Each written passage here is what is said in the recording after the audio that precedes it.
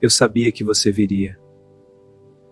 Alguém que te ama muito me pediu para te entregar um recado do céu agora. Por favor, não passe esse vídeo. Eu vi você tentando ser forte quando tudo por dentro estava desmoronando. Eu vi o cansaço de carregar o mundo nas costas e não receber nenhum obrigado. O mundo foca no que você faz, mas eu foco em quem você é. Para mim, você não é um número ou um perfil. Você é o meu tesouro mais precioso. Eu estou preparando um banquete para você onde hoje só existe deserto. Se você crê que sua história vai mudar, escreva "eu recebo" nos comentários. Mande esse recado para aquela pessoa que o céu colocou no seu pensamento agora. Não quebre essa corrente de amor. Seja a resposta da oração de alguém. Descanse agora. O seu amanhã já foi abençoado por mim.